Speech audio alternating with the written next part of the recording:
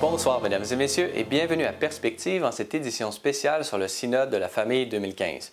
Nous reviendrons dans quelques minutes avec le compte-rendu complet de Charles Bourgeois de cette deuxième journée de travaux.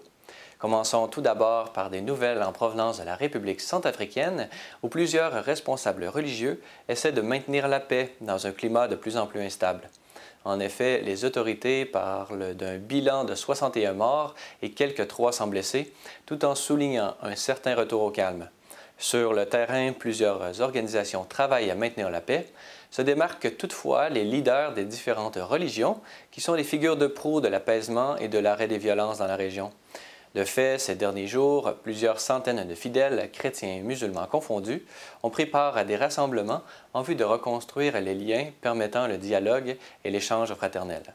Ce leadership des chefs religieux avait été reconnu par l'Organisation des Nations Unies il y a quelques semaines déjà, par la remise du prix des droits de l'homme à l'organisme Plateforme de paix interreligieuse de Centrafrique, mise en place par Monseigneur Dieudonné Dzampalianga, archevêque de Bangui, par l'imam Oumar Kobiné Layama, président du Conseil islamique, et par le pasteur Gwerekoyame Gwambu, président de l'Alliance évangélique. L'archevêque de Bangui, Monseigneur Dzampalianga, a été interrogé par Catherine Fianca Bokonga de Radio Vatican.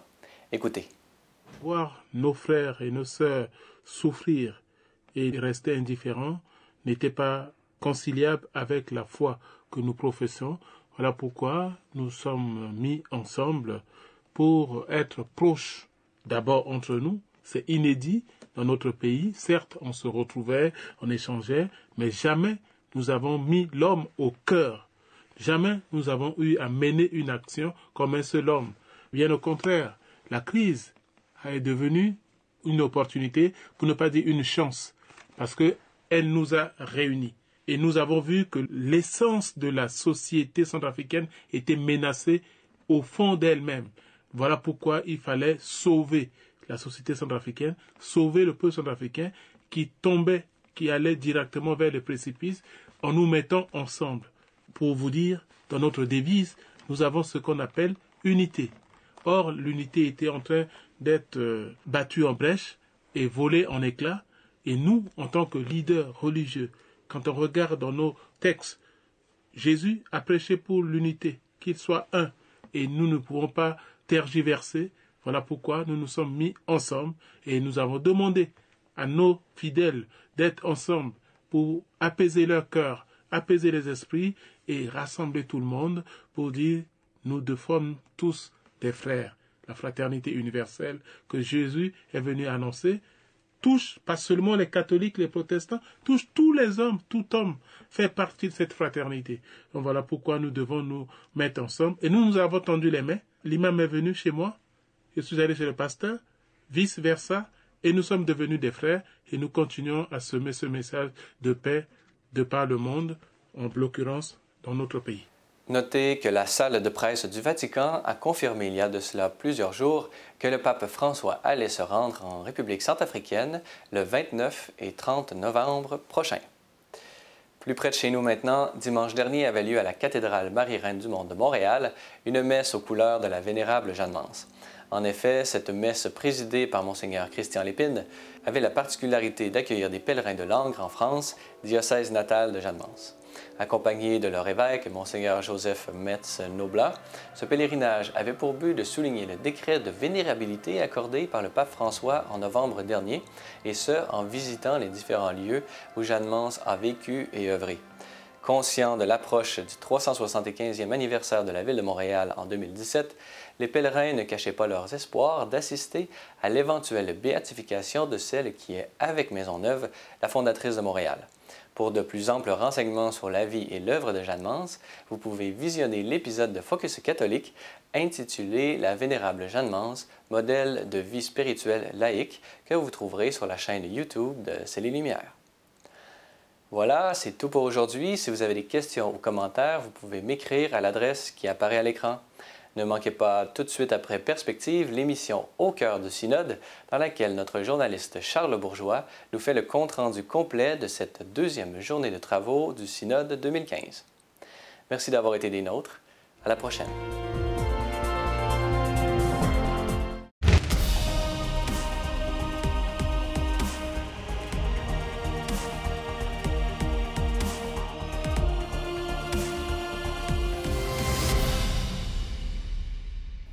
Bonsoir mesdames, messieurs, bienvenue au cœur du synode.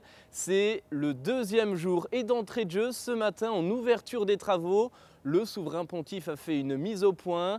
La doctrine catholique sur le mariage n'a pas changé, elle n'a pas été remise en cause. La question des divorcés remariés et leur accès à la communion n'est pas le seul sujet de ce synode. Au total, depuis l'ouverture de ces travaux, ce sont 72 interventions qui se sont enchaînées sur différents thèmes. Pour en parler, je vous propose d'écouter Romilda Ferrotto, responsable de la section française de Radio Vatican. Elle est en charge de rapporter les débats en salle de presse. De manière générale, je trouve que les débats ont été très vivaces, libres dès les premières interventions, divers et diversifiés. On sent bien que ce synode se situe dans la continuité d'un autre synode, ce qui est assez rare. Ce qui s'est passé en 2014, ce qui a été dit en 2014, ce qui a été dit entre les deux synodes sont bien présents dans les esprits. En gros, en cette première partie, en cette première phase, nous avons entendu deux types d'interventions. Celle qui porte sur le fond, sur la philosophie, sur les objectifs du débat, et celle qui porte sur des situations particulières. En ce qui concerne le fond, sans surprise, les avis sont partagés entre ceux qui disent, pour faire simple, la défense de la doctrine avant tout, et ceux qui disent la société a profondément changé, il faut savoir lui parler, trouver les mots pour ne pas se couper d'elle.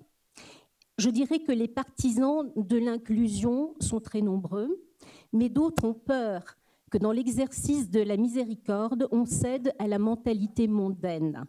Si on ouvre la porte, a dit un des intervenants, les loups risquent d'entrer dans la bergerie.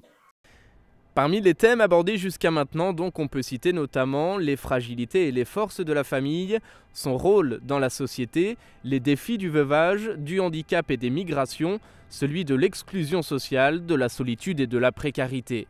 Les mariages mixtes, les personnes âgées, le rôle des femmes et la préparation au mariage ont également été évoqués par les pères synodaux qui suggèrent de nouvelles façons d'accompagner des couples. Ils doivent être entourés avant et après le mariage, fait notamment valoir l'un d'entre eux. Un autre appelle à la prudence, soyez vigilants à ne pas quitter le terrain vivant de ces hommes, de ces femmes et de ces enfants au nom desquels nous avons été choisis et envoyés ici. La crise du mariage, selon certains, est liée à la crise de la foi. Vu notre fidélité, à nous, pasteurs et fidèles, a lancé un intervenant, il faudra écouter la parole de Dieu. Il ne faut pas se conformer à ce monde, mais se laisser transformer en renouvelant notre manière de penser. L'Église propose la volonté de Dieu et non pas celle du monde. La famille, dit encore un participant, est le lieu originel de l'épanouissement de la personne humaine. C'est pourquoi il ne faut pas la détruire, mais au contraire la promouvoir. Il ne faut pas non plus, dit un autre, que les chrétiens marchandent leur identité humaine.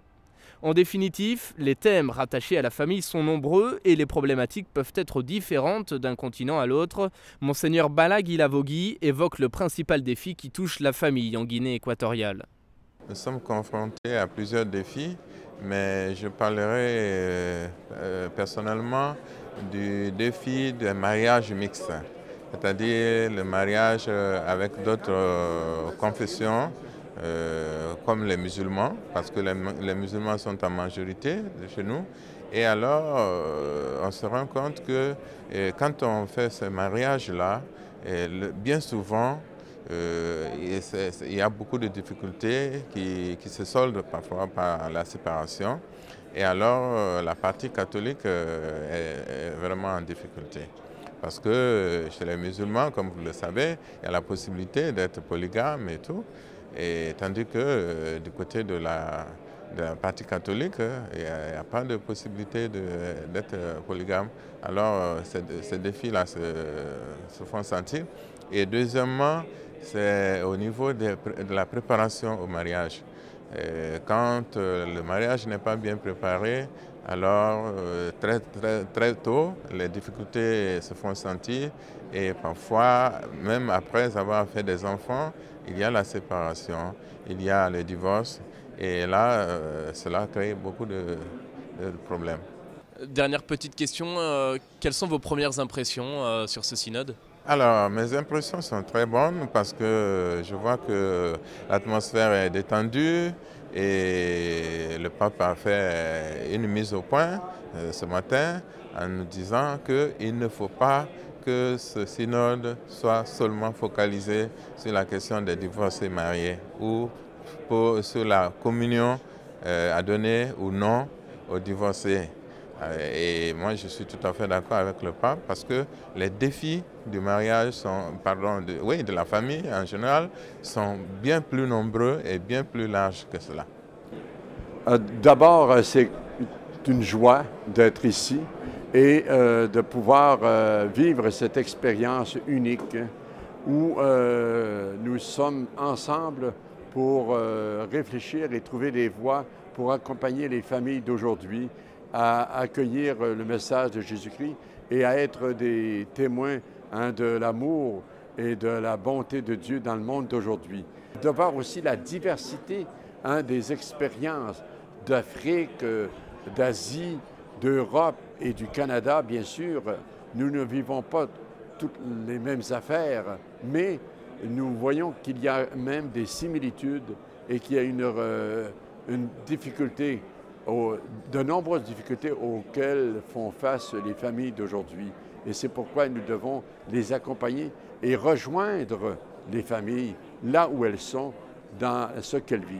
Et non pas uniquement arriver avec nos normes et nos principes, mais surtout arriver avec, bien sûr, présentation de valeurs et d'idéaux, mais en tenant compte de cette réalité dans laquelle le monde d'aujourd'hui vit. Est-ce que, Monseigneur, vous diriez qu'aujourd'hui, les familles sont menacées plus qu'elles ne l'étaient avant? Je ne pense pas. Je crois qu'elles font face à d'autres difficultés. Nous vivons dans une société qui prône l'individualisme. Alors ça, c'est un défi. Comment faire en sorte que nous travaillons à bâtir des communautés de vie? Et toute la question aussi de la transmission de la vie.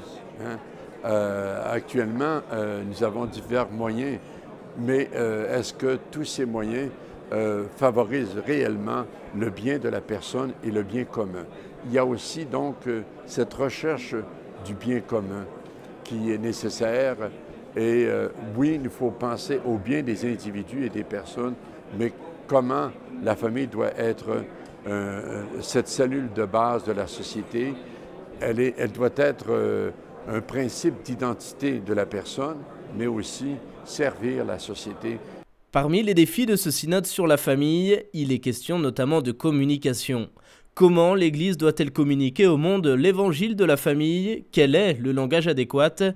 Monseigneur Durocher, archevêque de Gatineau au Canada, est revenu sur cette question ce matin en conférence de presse. Quand nous, on se lève et puis on commence à parler de l'indissolubilité, c'est un peu comme la transsubstantiation que j'ai appris à épeler quand j'étais petit enfant, mais que je ne comprenais pas.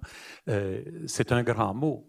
Peut-être le mot que les gens comprennent, c'est fidélité. Et non seulement c'est un mot qu'ils comprennent, mais c'est une qualité qu'ils recherchent dans la relation, la fidélité. Et l'exemple que l'évêque qui parlait de ce thème donnait, il était aumônier de prison.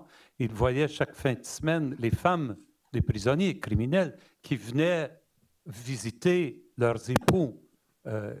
Et jamais il ne manquait l'occasion de venir visiter leurs époux en prison. Il dit ça, ces gens-là ne parleront pas de l'indissolubilité. Ils ne vont pas savoir de quoi tu parles.